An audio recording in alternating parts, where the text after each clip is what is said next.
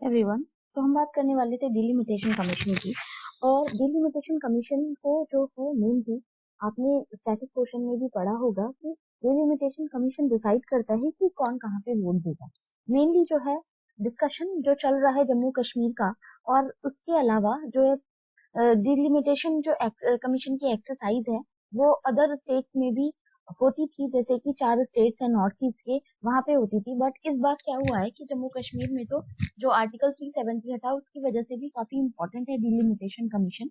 And why it was in news, mainly जो है delimitation commission का जो सेटअप है was on 6 March 2020 redraw boundaries of the assemblies and parliamentary constituencies. तो उसको जो है तो रिड्रॉ करना पार्लियामेंट्री कॉन्स्टिट्यूएंसीज को, और उसकी वजह से जो है ये पहले जो सीट थी वहां पे तो 83 थी, जो कि फ्रॉम 83 टू 90 यानी कि 83 से 90 कर दी गई हैं। और जो 24 सीट है पाकिस्तान ऑक्यूपाइड कश्मीर की, वो जो है एज इट इज रहेंगी, खाली ही है, क्योंकि वहां पे हम इलेक्शन कंटेस्ट नहीं करवा सकते। बात आती है डिलिमिटेशन कमीशन इन नॉर्थ ईस्ट स्टेट की। तो नॉर्थ ईस्ट स्टेट में जो है delimitation commission Section 8A of the People Representative Act 1950, President can order delimitation exercise to be carried out in Arunachal Pradesh, Assam, Manipur and Nagaland.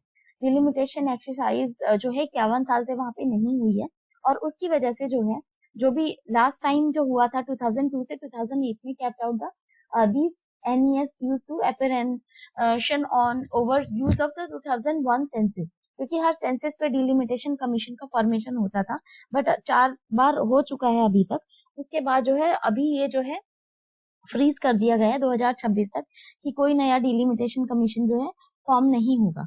उसके अलावा president ने इस बार order किया है 2020 में कि ये 4 स्टेट्स जो हैं जम्मू कश्मीर के साथ साथ आसाम, अरुणाचल प्रदेश, मणिपुर एंड नागालैंड, इनको भी डिलिमिटेशन कमीशन की एक्सरसाइज यहाँ पे की जाए। अब डिलिमिटेशन कमीशन का अगर कॉन्स्टिट्यूएंट ये पार्लियामेंट ने इनेक्ट करता है, पार्लियामेंट और डिलिमिटेशन कमीशन एक्ट आता है, उसमें मेनली जो है डिलिमिटेशन कमीशन 1952, 96, 73 और 2002 में आया। और 2002 में जो है 84th कॉन्स्टिट्यूशनल अमेंडमेंट एक्ट के थ्रू इसको जो है फ्रीज कर दिया गया, और Lok Sabha and state assembly still at least 2026, तो जो कि मैं ऑलरेडी बता चुकी हूँ। आर्टिकल 170 जो है state also get divided into territorial constituencies as per the delimitation act after the census. Appointment की अगर बात करते हैं, प्रेसिडेंट जो है इनके प्रेसिडेंट ऑफ इंडिया जो है with the collaboration of election commission of India इसको जो है अपॉइंट किया जाता है, जिसमें कि 3 मेंबर होते हैं ईच रेस्पेक्टिव स्टेट, या जो भी 3 मेंबर्स होते हैं जो कि रेस्पेक्टिव स्टेट से होते हैं, जिसमें से या तो रिटायर्ड सुप्रीम कोर्ट का जज होना चाहिए या फिर अंडर सर्विस हो। उसके अलावा इलेक्शन कमिश्नर हो या फिर इलेक्शन कमिश्नर नॉमिनेट करे किसी और को। उसके अलावा state election commissioner concerned state हो। तो ये जो है ये 3 मेंबर्स होते हैं। फंक्शन जो होगा मेनली उसकी बाउंड्रीज वगैरह को डिसाइड करना होता है, तो ये डिलिमिटेशन कमीशन का काम है। जम्मू कश्मीर इलेक्टोरल रोल की अगर हम बात करते हैं तो electoral officer announce that anyone, जो कि पहले क्या होता था कि जो जम्मू कश्मीर का जो है क्योंकि नागरिकता थी तो सिर्फ वही वोट कर सकते थे, पर जब से आर्टिकल 370 एब्रोगेट हुआ है वहां पे, तो अब ये जो है वहां पे जैसे कोई दूसरे स्टेट से जाके वहां बिजनेस कर रहा है या फिर कोई किसी भी काम से गया हो, जॉब वगैरह करता हो, तो वो जो है अपने जो भी नेटिव स्टेट से अपना वहां से नाम कटवा के, मतलब वोटर आईडी वगैरह से, तो ये जो है वहां पे जाके अपना नाम लिखा सकते हैं और अब वोट दे सकते हैं।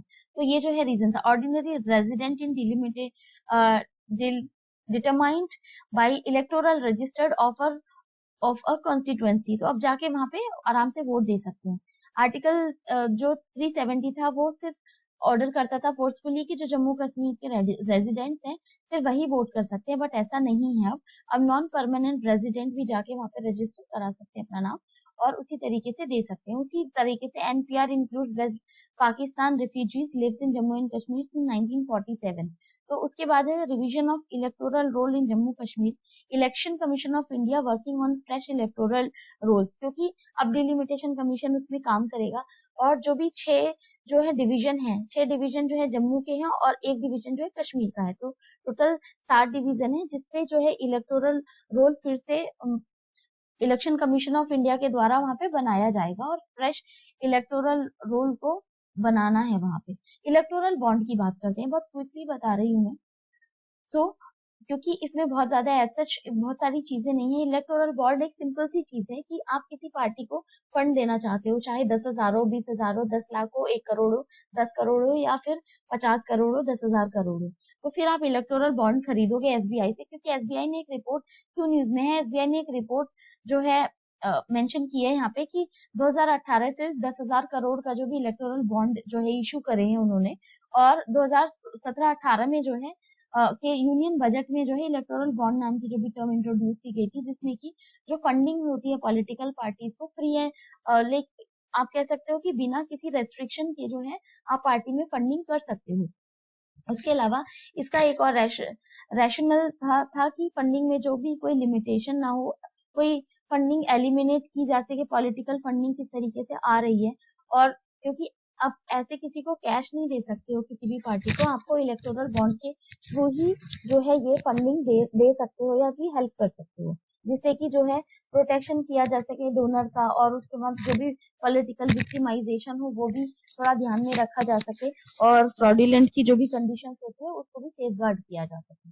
अब बात आती है इलेक्टोरल बॉन्ड है क्या। एक तो ये सबसे बड़ी बात है कि इंटरेस्ट फ्री फाइनेंशियल इंस्ट्रूमेंट है जो कि एनोनिमस के नाम पे बनाया जाता है, और जिस पार्टी को आप जाके दोगे तो वो उसको एनकैश करा लेगा। कोई भी खरीद सकता है, हु मे परचेज दिस, तो कोई भी खरीद सकता है, सिटीजन ऑफ इंडिया और या फिर body incorporated in the country. उसके बाद इसका जो भी कोई पर्टिकुलर अमाउंट नहीं है, चाहे 1,000, 10,000, 1 लाख, 1 मिलियन, 10 मिलियन और more than that as well, तो आप इजीली जो है ये दे सकते हो। May such bonds be bought 10 days के लिए ओपन होता है, जनवरी, अप्रैल, जुलाई एंड अक्टूबर में 10 दिन के लिए, और जो है 15 दिन के अंदर आप इसको एनकैश कर सकते हो अगर आपकी पार्टी को ये जो है मिला है। Which political parties are eligible receive donation through electoral bond.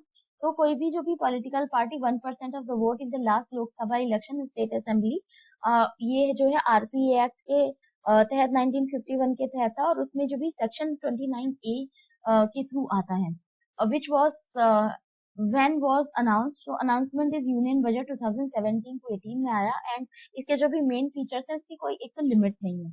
Number of bonds आप खरीद सकते हो, 15 दिन के अंदर इसको जो है एनकैश करना। अगर ये कोई पार्टी फेल हो जाती है उसको एनकैश करने में, तो ये जो है मिनिस्टर रिलीफ फंड में, प्राइम मिनिस्टर रिलीफ फंड में चला जाएगा।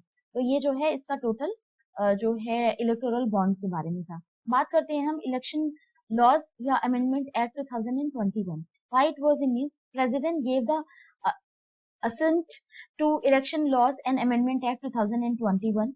About the act, it amends Representation of People Act 1951, and इसमें जो भी ये Representation of People Act 1951 आया, 50 and 51 दोनों भी implement certain electoral reforms। तो कुछ electoral reforms जो है किए गए, उसके जो भी कुछ मेन फीचर्स की अगर बात करते हैं, इलेक्शन लॉ अमेंडमेंट 2021 में linking electoral roll data with Aadhaar. जो भी इलेक्टोरल रोल है, यानी कि जो आपका आइडेंटिफिकेशन है और उसको जो है आधार से लिंक करना mainly, and by amending of section 23 of the representation of people act 1950। Electoral register की बात करते हैं, इलेक्टोरल रजिस्ट्रेशन ऑफिसर में require a person to furnish their Aadhaar number to establishing their identity. तो आइडेंटिटी एज एन आइडेंटिटी उसका काम करेगा जो है आधार। उसके अलावा person will not be denied inclusion in electoral roll और have their names deleted from the role. यानी कि अगर उसका नाम कहीं से डिलीट भी हो जाता है, तो अगर आप अपना आधार दिखा रहे हो, उसकी वजह से आप जो है इसको आराम से इनेबल करवा सकते हो। Furnishing Aadhaar number due to sufficient causes as prescribed. Such person may be permitted to furnish alternate documents prescribed by the central government। और उसके अलावा आप जोड़ सकते हो अपने नाम को उसमें, जो भी इलेक्टोरल रोल का जो भी लिस्टिंग होगी उसमें। It provides for qualifying dates in a calendar year which will be January 1st, April 1st, July 1st and October 1st। Act replaces the term wife with spouse in both the acts. यानी कि wife का नाम जो है spouse के नाम से लिखा गया वहां पे, या फिर ये टर्म को रिप्लेस कर दिया गया। Act expand the purpose for which permission can be question. तो ये जो प्रीमाइसेस कैन बी क्वेश्चन। तो इसका जो भी एक्सपेंड किया गया है उसके जो भी रीजन को, apart from this these include using the premises for counting storage of the voting machine and poll related material and recommendations of security force and poll personnel. यानी कि ये सारी चीजें भी जो होंगी इसमें इंक्लूड करी गई हैं, जिसमें कि वोटिंग वगैरह, उसका जो भी स्टोरेज है, बैलेट पेपर, यानी कि अब तो मशीन आने लगी है वोटिंग मशीन, तो उन सबको से रखना। 1951 act permits state government to require requisition permissions needed or likely to be needed for being used a polling station or storing ballot boxes after a poll has been conducted। यानी कि पोल conduct हो गया हो तो उसको properly रखने का काम जो है स्टेट गवर्नमेंट को परमिट किया गया है। रिप्रेजेंटेशन ऑफ पीपल एक्ट की अगर बात करें, RP act 1950 Inter provides for mainly allocation of seats in and delimitations of the constituencies for election to the House of the People and the legislature of the states, qualification of the voter and such elections and preparation of the electoral roll। यानी कि electoral roll को जो है prepare करना, qualification जो है election की voter के लिए, उसके अलावा जितनी भी जो कॉन्स्टिट्यूएंसीज में डिलिमिटेशन कमीशन ने जहाँ कौन कहाँ पे वोट कर सकता है उसको प्रॉपर जो है उसकी डिटेलिंग रखना। रिप्रेजेंटेटिव ऑफ पीपल एक्ट 1951 की अगर बात करते हैं तो inter alia provides for conduction of the election of the house of parliament and to the house or house of the legislature of each state. हर स्टेट का जो भी लेजिस्लेचर है उसके लिए क्वालिफिकेशन वगैरह, डिस्क्वालिफिकेशन हो मेंबर्स की और हाउसेस की, corrupt practices and other offences at or in connection with such election etcetera. ये सारे जो भी हैं ये सब का सेफ गार्ड करेगा जो भी पीपल रिप्रेजेंटेटिव ऑफ पीपल है। रिलेटेड इंफॉर्मेशन की अगर बात करें, रिमोट वोटिंग। अब रिमोट वोटिंग के बारे में भी बात करेगी कि कई बार होता है कि remote voting refers to the mechanism that allows electors to vote from locations other than polling station। Suppose करो कि आप यहाँ पे अमेरिका से पोल कर रहे हो या फिर आप एक स्टेट में हो, यूपी में इलेक्शन है और आप बैठे हो झारखंड में, तो वहां से आप जो है ऑनलाइन या कोई भी इसी टाइप की मैकेनिज्म को बढ़ावा दिया जाए जिससे कि अगर वोटर्स अपना वोट डालना चाहें ऑनलाइन तो वो इजीली डाल सके, तो यही है रिमोट वोटिंग। अब इसमें आता है assigned to their registered constituencies either within country or even abroad. Voting rights for NRIs were introduced in 2011 through an amendment of RPA 1950. However, Section 20A of the Act require overseas electors to be physically present in their electoral constituencies to cast their vote। यानी कि उनको physically present होना चाहिए। Other mechanism of the voting अगर आप बात करें, proxy voting introduced in 2003, a registered elector can be delegate his voting power to a representative. यानी कि सपोज करो मेरा वोट है दिल्ली में और मैंने किसी को बोल दिया कि भाई मैं तो हूं नहीं यहाँ पे, मेरा वोट जो है आप जाके डालो, तो ये जो होता है प्रॉक्सी वोटिंग होती है कि आपकी जगह पे कोई और आपका रिप्रेजेंटेटिव वोट डालने जा रहा है। Only a classified service voter which includes member of armed forces, BSF, CRPF, CISF, general engineering, reserve force या फिर बॉर्डर रोड ऑर्गेनाइजेशन, ये जो लोग हैं इनका जो है वोट दिया जा सकता है through proxy voting. Electronically transmitted postal ballot system ETPBS, here ballot papers is transmitted through electronic means to service voters। Members of the armed forces, police services outside station, government employees posted outside India and their spouses, people under preventive detention, special voters such as the President of India और Vice President of India, जो है electronically transmitted postal ballot को use करके उनका voting वगैरह करवाई जा सकती है। Postal ballot for NRI। Election commission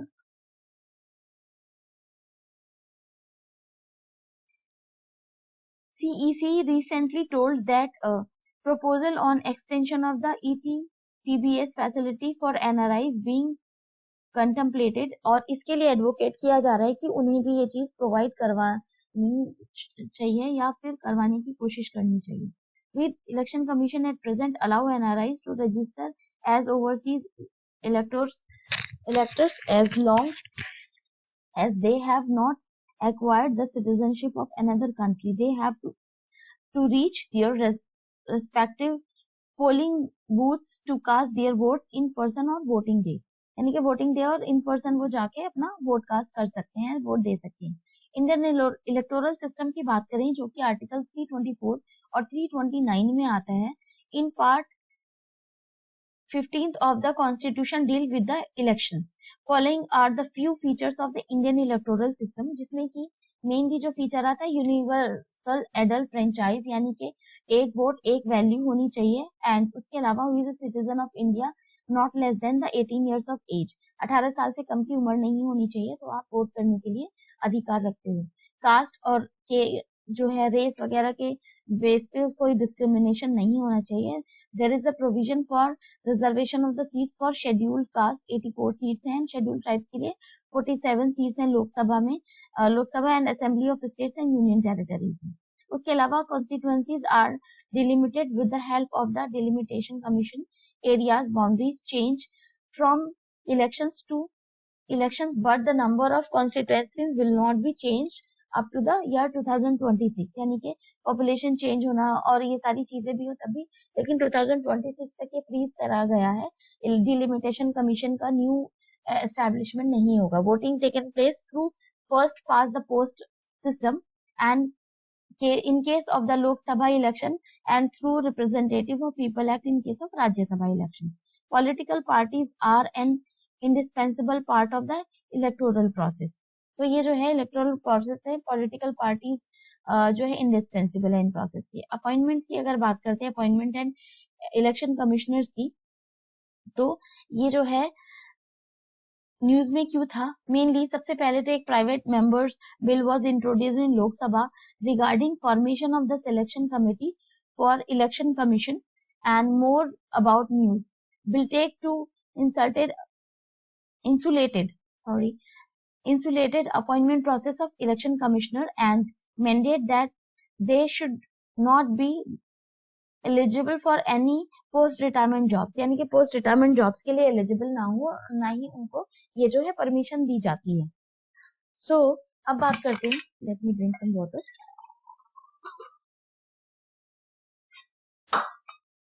so it sees the members of election commission including chief election commissioner and to be appointed by the prime minister led by the panel. यानी कि prime minister उसको lead करेंगे. दूसरी चीज आती है bill seeks to give election chief election commissioner and election commissioner fix term of 6 years. 6 साल का उनका टेन्योर होगा. और regional commissioner fix term of 3 years, जो कि रीजनल कमिश्नर्स होंगे उसका जो टेन्योर होगा 3 साल होगा from the date of their representative appointments. अब बात आती है इलेक्शन कमीशन ऑफ इंडिया की.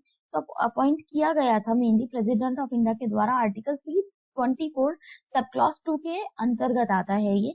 और जो टेन्योर होता है वो 6 साल का होता है या फिर 65 साल की उम्र तक जो भी पहले पूरा हो जाएगा उसके हिसाब से आप जो है उस पद से हटा दिए जाएंगे या फिर ऑटोमेटिक हो जाएगा वो. तो फिर सर्विस कंडीशन की अगर बात करें, सेम एज जज of supreme court, election commission as a regional commissioner or can't be remove from the office exception of recommendations of chief election commissioner.